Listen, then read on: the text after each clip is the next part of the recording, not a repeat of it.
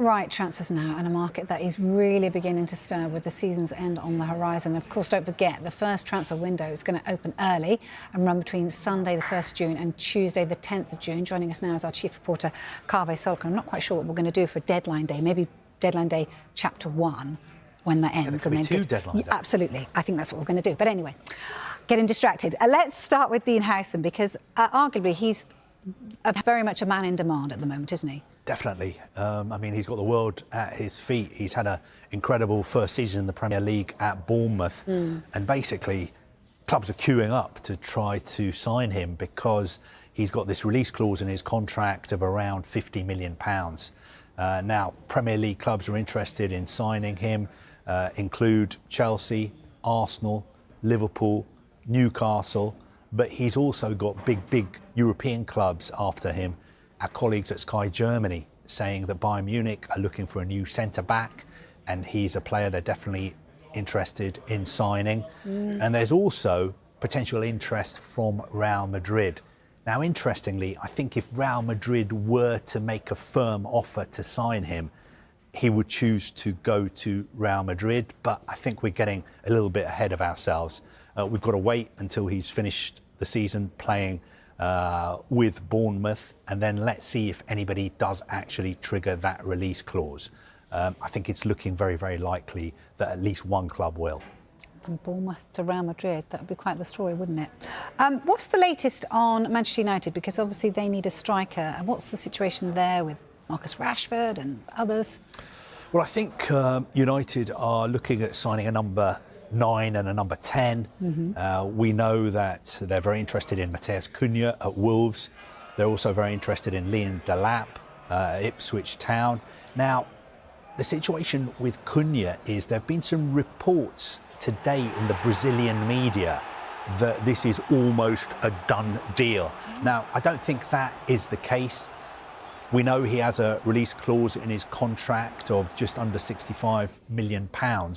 Now, I believe that United are prepared to trigger that release clause, but that hasn't been done yet. So I think maybe, I don't want to rubbish reports that other journalists have come up with in Brazil. I'm sure they have very good sources, but my information at the moment is it's not as advanced that far.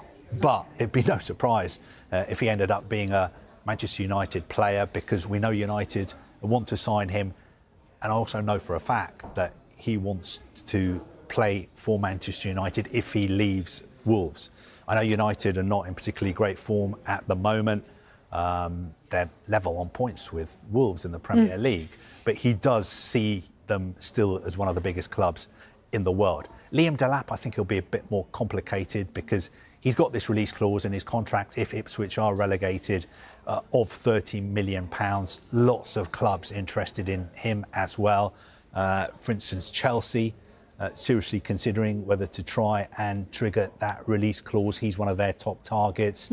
United, just in the last hour, I think Luke Edwards in the Daily Telegraph saying that Newcastle United were looking very closely at him as well.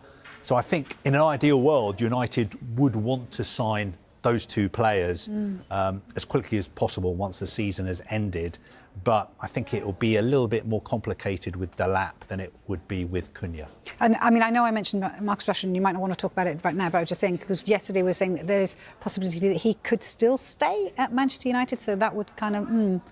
Well, look, he's got a contract at Manchester United. I think the issue with him and Manchester United is his relationship with Ruben Amorim, also the size of his wages. But he's done very well at Aston Villa. I'm sure there'll be lots of interest in him this summer. The most important thing for him at the moment is to finish the season with Aston Villa and try and win the FA Cup and qualify for the Champions League as well. And then he might stay there for Champions League football. All right, what about Kevin De Bruyne? We know he's going from Manchester City. Is there a chance that he's going to stay in the Premier League? Could he play for another Premier League team? I think he definitely could. I mean, the latest we have on him is from our colleague Melissa Reddy, who is reporting that there have been internal discussions at Aston Villa about making a move for Kevin De Bruyne. Now, it would seem to be a no-brainer Kevin De Bruyne is one of the greatest midfielders we've ever seen in the Premier League. He's available on a free transfer. I know there's interest in him from at least 4 clubs in MLS. Saudi clubs are also interested in signing him. But I think Kevin De Bruyne is somebody who's never been motivated by money. If it was all about money, I'm sure he'd go to Saudi Arabia. But I think he's proved throughout his career that his main motivation, his focus has been on playing at the highest level possible. And I still think he feels that he can play at the very, very top level in European football. So I think Saudi Arabia, MLS, maybe further on down, somewhere in the distance in his career. I would not be surprised at all if he signed for a big club in the Premier League or a big European club, maybe in Italy, Spain, France, Germany, who knows? It'd have to be a Champions League playing team, wouldn't it? You'd think. You would think with, as good as he is. I think what was really interesting in the interviews he's given recently was that he felt that if Manchester City hadn't had such a poor season, he feels that he would have got a new contract at City. So he thinks that he's almost paid the price for the fact that Manchester City haven't hit the levels that we're used to them hitting this season. So I think internally he himself feels that he still has a lot to offer.